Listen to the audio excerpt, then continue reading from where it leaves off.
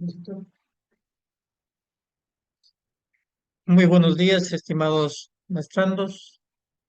Bienvenidos a lo que es esta maestría de Educación de Bachillerato en la mención Estudios Sociales. Les saluda el magíster Pedro Wallsping, su jefe tutor de la módulo o asignatura de Filosofía y Solidaridad.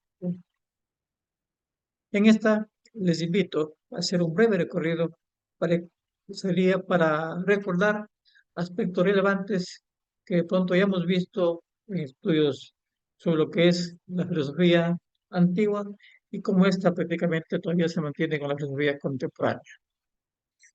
¿Qué les puedo decir?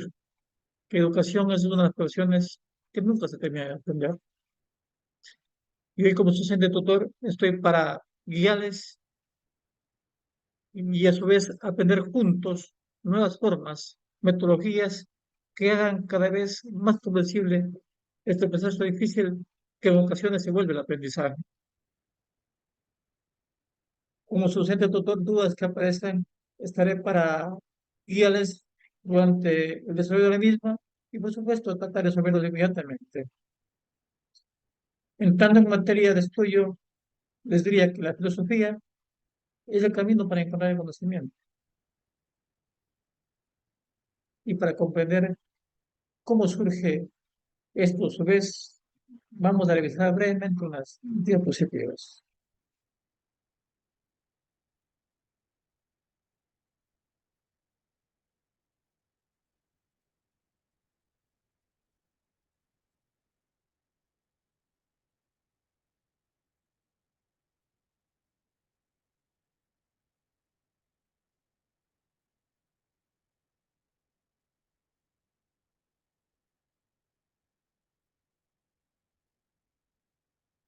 Ahí tenemos la primera diapositiva que nos dice, la filosofía fue creación griega y es el amor por la sabiduría.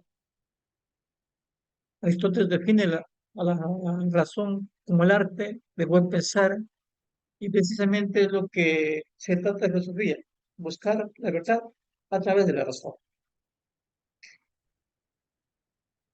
¿Qué sabemos? Que la filosofía es, como se ha escuchado casi desde mis primeros estudios, es la madre de todas las ciencias. ¿Por qué sería la madre de todas las ciencias? ¿Qué tenemos detrás de la filosofía? Si vemos, ahí tenemos definición griega, filo, amor, sofía, sabiduría. Y si cogemos lo que dice Aristóteles, la razón como el arte del buen pensar, es decir, buscar la razón, buscar la verdad de las cosas. Quizá ese sea el camino para encontrar entonces el conocimiento. La sabiduría antigua en Grecia, o más que nada podemos llamar a los filósofos presocráticos, se basaba en la relación que tiene el ser o la naturaleza. Tomaban cuatro elementos fundamentales, como son agua, aire, viento y fuego. Busquemos entonces, a través de esos filósofos presocráticos, cuál es la razón y el por qué ellos en estos elementos ven lo que es fundamental.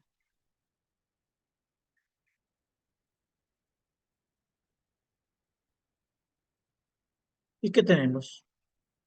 Que ellos entendían la naturaleza como una sustancia permanente y primordial, que se mantiene a través de los cambios que surgen, que sufren los seres naturales a esa sustancia a lo que llamaban físicos. Para ellos, la aire es un principio, elemento del cual proceden los seres naturales y los cuales están compuestos.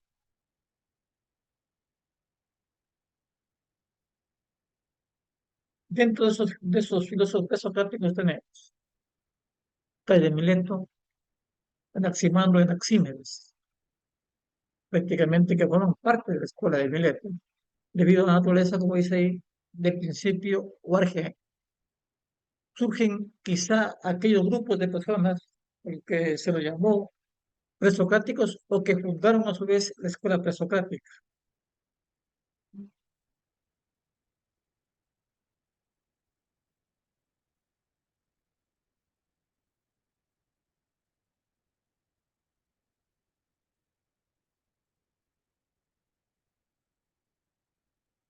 Eso aquí, un poquito más atrás, por favor.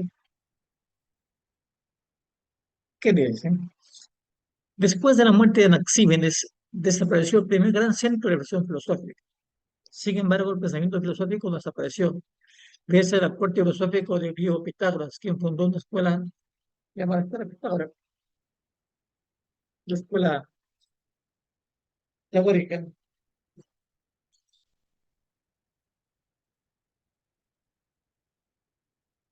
Después de la escuela Pitágoras aparecen dos figuras de pensamiento presocrático. ¿Cuáles son? Parménides y Heráclito de Éfeso. Seguimos viendo lo que es el fundamento de la naturaleza. ¿Qué tenemos? Que los últimos presocráticos, conocidos como los pluralistas, intentaban explicar la naturaleza, recurriendo más aún más de un principio de generaciones mismas. Las escuelas pluralistas fueron importantes con quienes, con Anaxágoras, Empédocles.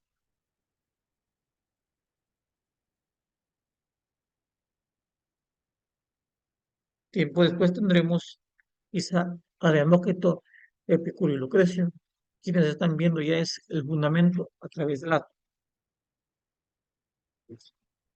En esta vemos prácticamente una pequeña línea de tiempo, los filósofos de la escuela de Mileto, los filósofos de la escuela pitagórica, los filósofos de la escuela Soliata y los judaístas. Tenemos, por ejemplo, en el Estado de Mileto, 505 antes de Cristo, cogemos también a Pitágoras 530 antes de Cristo y a Empédocles 450 antes de Cristo.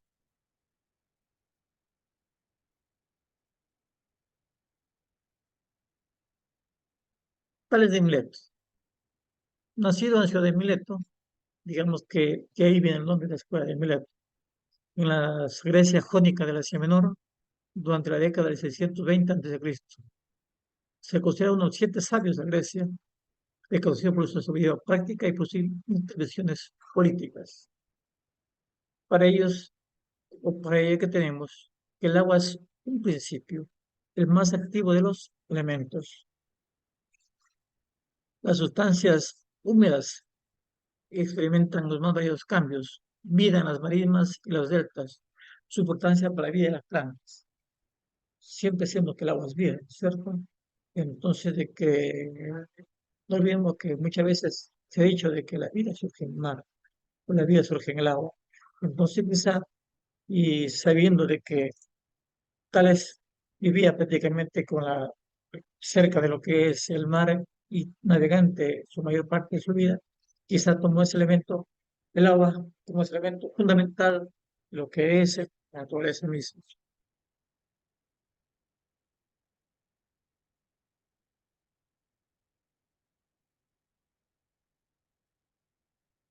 Maximandro,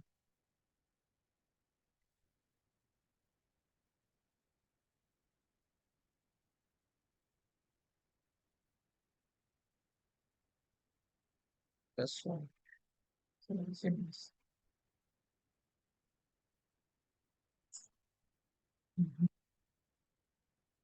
Anaximandro, nacido en el año 610 a.C., en la ciudad jonia de Mileto, Asia Menor, muere aproximadamente 526 a.C., discípulo de Talos, compañero y maestro de Anaxímenes, científico como método demostrativo.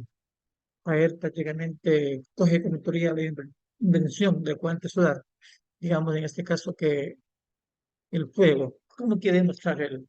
La ubicuidad de la eclíptica del ángulo entre el cuerpo celeste y el camino aparentemente del Sol. Y afirma que la Tierra es redonda. Vean, ¿en qué tiempo ya tenemos de que aparece un filósofo afirmando que la Tierra es redonda? No olvidemos que incluso hasta cuando se fue el descubrimiento de América en 1492, 1492, perdón, se decía que la Tierra era aparentemente cuadrada y plana, y quizá Colón, como aventurero, y gracias a que él conocía sobre lo que es de Marco Polo, se fue, digamos, a lo que sería prácticamente un viaje sin rumbo, pero ya en esta época ya se hablaba de lo que la Tierra en sí era. ¿Qué pasó? Anaxímenes. discípulo de Anaximandro, se opone a Anaximandro y a Tales en cuanto a la dimensión del primer principio. Anaximandro considera el aire. Por condensación del aire, dice Anaxímenes, se forman las nubes se condensan y forman el agua. La condensación del agua da lugar a la constitución del hielo, de la tierra, y la constitución de la tierra da lugar a la constitución de las piedras y minerales. El verso inverso representa la resurrección. Piedra, tierra, agua. Nubes, aire. Y por último, la purificación del aire, pues sería ahí. Bueno, después de estos filósofos tenemos a Pitágoras, con Pitágoras, considerado el primer filósofo matemático puro. No olvidemos que muchas veces hablamos de matemáticas sobre Pitágoras, sobre la prueba de Pitágoras, la teoría de Pitágoras, en fin. ¿Qué habla lo que es Pitágoras? El descubrimiento de que los integrados de la escala musical se puede reducir a una relación numérica racional, referida a que a vibrantes. Pitágoras se la idea de que la esencia de la totalidad consiste en los números. Los números crean el orden de los cosmos definiendo, limitándolo indefinido, para él llamado apellido. Tenemos el camino actual Heráclito de Éfeso, filósofo griego, fallecido en 184 a.C., que manifiesta él, que todo es permanente, movimiento y cambio, nada permanece, todo fluye, todo se va, lo compara con un río, cuyas aguas fluyen todo el tiempo y cuyos regalan de tamaño que nunca podemos adentrarnos en él y bañarnos con las mismas aguas, sino que estas son diferentes y nosotros todavía somos distintos en los diversos momentos de definir el tiempo. Quizá esta frase o ese pensamiento de Heráclito de que en el año 535 nos lleve lo que es bastante adentrarnos en el mundo actual. ¿Qué tenemos en el mundo actual? La educación. La educación ha cambiado, sigue cambiando. Hemos seguido muchas veces experimentando formas de aprendizaje. Estudiantes que han cambiado por desarrollo de la sociedad. Nosotros mismos hemos aprendido. No hemos sabido trabajar en pandemia, aprendimos a trabajar en pandemia. Buscamos la forma y seguimos aprendiendo en este camino de educación. Es decir, que esta fase nos queda tan bien. Todo fluye, todo cambia, nada permanece. Y nosotros hoy quizás estamos hablando de una educación muchas veces híbrida. No sabemos qué hay después. ¿Por qué? Porque la misma sociedad se transforma y eso obliga a que nosotros sigamos buscando nuevas formas, nuevos caminos para pensar. Aparece tiempo después por meses. Nada cambia, era todo producido por la razón. La afirmada claridad en su conjunto es estática. Y aunque puede parecer al contrario de los fondos, nunca, nada cambia. La teoría de Parménides no recuerda ese principio fundamental de la física, que dice que la materia no se crea ni se destruye, solo se transforma. Es decir, que en el fondo la realidad siempre es la misma. Empédocles trata en sí lo que es el postular. Los cuatro elementos juntos es lo que forman el todo. Él establece que aire, fuego, tierra y agua, los cuatro elementos tienen que tener una concepción que permita en sí lo que es el tratar mismo lo que es la naturaleza pura. Y quizás estos cuatro elementos que fluyen, que tienen que estar de tal manera lineados, nos lleva a recordar la teoría que se escuchó hace mucho tiempo cuando hablábamos de la teoría del buen vivir. No sé si que muchos recuerden cuando se trató de la teoría del buen vivir, en ellos prácticamente se cogía de qué, de que todo tiene que estar permanente, nivelado, cuidar lo que es tierra, cuidar nuestra agua. Aquí quizá en este caso en Pedro que nos va un poquito más allá. También cuidemos esos principios que son aire, fuego, tierra y agua. Anaxágoras, ¿qué nos atribuye? Que la naturaleza está hecha de muchas piezas minúsculas, invisibles para el ojo. Mire, aquí estamos hablando de la célula misma, y quizá esa célula misma nos llegue después a otra teoría, cuando ya viene Demócrito, Epicuro y Lucrecio, cuando cogemos la teoría del atomismo, que formula prácticamente lo que es la consideración racional y no puramente empírica de la naturaleza. La consideración del ser con múltiple material, compuesto de aquellas partículas, esas esencias del ser puro. Es decir, cogemos de aquí ya lo que es la otra teoría, es el átomo en ese vacío cuyo conjunto en sí van formando lo que es elementos que después se conoce como tierra. Finalmente, en esta primera parte vamos a ver a Demócrito. Demócrito, ¿qué nos dice? Según la teoría atómica de la materia, vemos que todas las cosas están compuestas de partículas, diminutas, invisibles, indiscutibles. Es materia pura. Los átomos están hechos de la misma materia, diferente en forma, medida, peso y secuencia. Considera él que la creación del mundo es la consecuencia natural del constante movimiento giratorio de los átomos. Los átomos chocan, giran, formando grandes relaciones con la materia. Hasta ahí nuestra primera parte, estimados maestros. Preguntas, dudas, estoy para resolver. Gracias.